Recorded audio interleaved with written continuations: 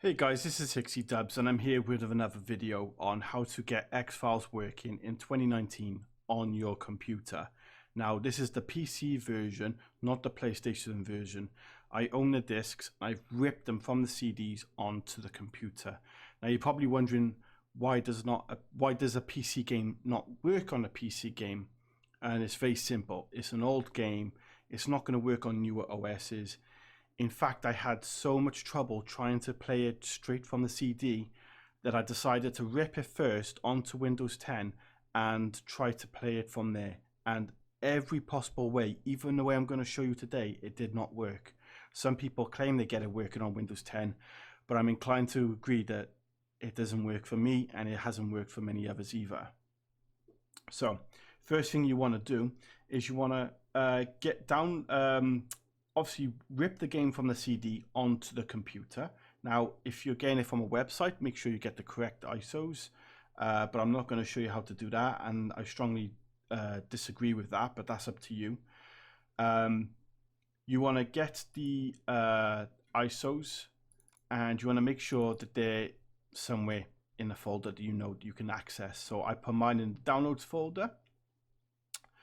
I've opened up the first one and I've extracted it and placed it in another folder as well. So if I go back here, you'll see that I've put it in a folder called X-Files Miscellaneous, and I've just extracted and kept it in there. The reason why is I've gone into this QTW, which is QuickTime. I've opened it up and I've installed QuickTime with the setup launcher here, and that's the first thing you want to do. Bear with me, it's a bit of a process, but once you get the hang of it, you will. So I'm showing you everything in order. Next thing you want to do is close that, and you want to go in here, providing you've kept this up. You want to click Mount. Now, I made 7 drives. Don't do that. You don't need it. You need 1. Mount Image, and it'll go straight into your Downloads folder. You want to mount the first CD1 of 7. Open. Right?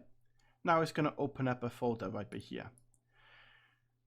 This is the mistake people make.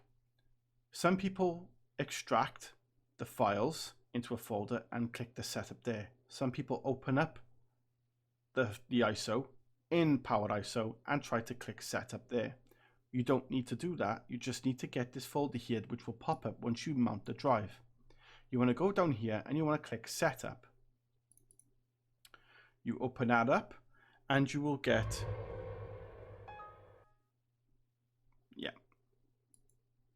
Now, I'm going to mute Gillian Anderson right now because I don't want her talking. So bear with me a sec. Oh, I don't want that. Because during the setup, she goes bananas and starts talking. So we don't want that. So you're going to click Next. And then you're going to want to click on the folder or drive that you want to install it in. So I click OK in this one. That's fine by me. I click Next. Full installation. You want the full experience. Ignore this. This lies. Tells you I don't have much space, but you do. Click Next. It's fine. Click Next. And here is the tricky part. Not many people know what to do next, but I'm going to show you. You click the Windows button. Bam. And you want to bring up this. You want to click Mount. You want to go back to Drive F. You want to mount Image again. And you want to click CD2 of 7. Open. And it will open up another folder. This time, you don't want this folder. You want to close that and minimize this. Make sure you minimize it. You're going to need it again. You click OK. Yep, displays the message. Click Yes. And it'll start copying the files from CD2. Okay, ask for disk free. And you want to open that up again. You want to mount, if you'll let me. And you want to mount image 3. Minimize, close, and click OK. And you see, it's doing it as we mount it. So next we want to mount disk 4. It's a bit of a freeze time between mounting. I don't know why.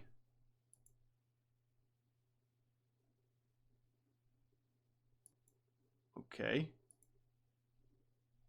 Okay, that's weird. So.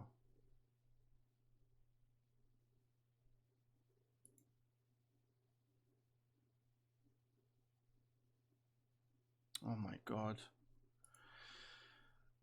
Right. Okay, so it should be, it's mounted. There we go.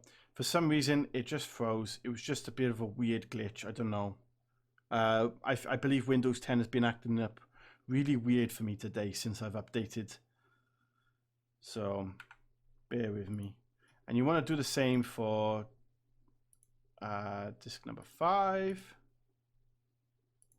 I'm going to minimize that. Close that. Click OK. It's just going to download. Make sure it's in a folder that you can access. And you're not going to be done after that. Okay, so I'm going to show you the full process because there has been issues for me after I've downloaded it. It took me a while, but I figured it out. It was a bit of a process, let me tell you. So you want to do that. It's absolutely tedious. I spent hours and hours trying to work it out and find the fix, and I eventually found the sweet spot. And you want to do it for the last disk. Okay. Yeah, it's going to open up another folder. Fine. Yep, you install that.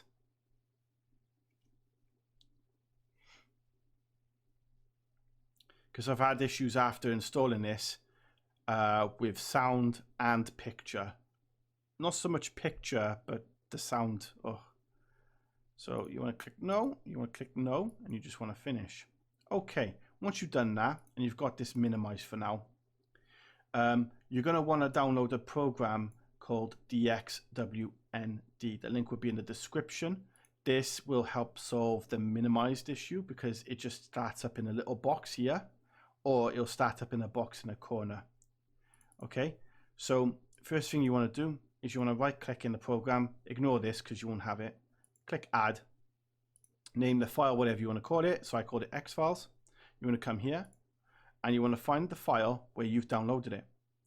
So I've got it here, so I click that, and you want to just do the same for launch, click it and press OK, and then you want to come down. I believe it's fine after that.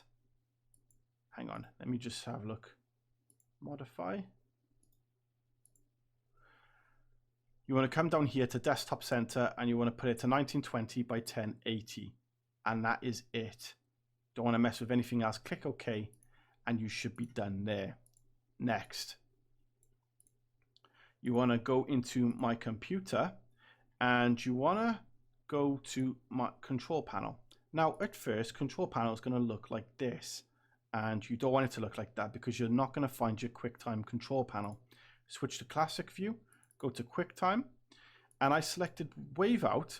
I put it at 48,000 kilohertz, 16-bit stereo, and in options you want it to buffer at 90 milliseconds, and the number of buffers 2. Reason why is the syncing issue and the sound issue. The number of buffers, the larger it gets, could be beneficial for you and you find your sweet spot. It may not be 90 for you, it could be less, it could be more. For me, it was 90, and I managed to get the sound working, just working with 90, and the syncing issue I got working with 2, and it seems pretty spot on. So now what I'm going to do is going to show you proof that it works. So if I find where it's installed, see we've got it here, but we're going to use it through the shortcut that I've got here.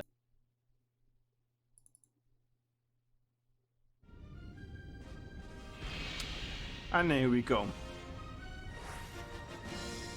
It works beautiful. So if you're clicking through, you'll notice there's a slight delay, but when you get into the game, it's going to be fine, which I'll show you now.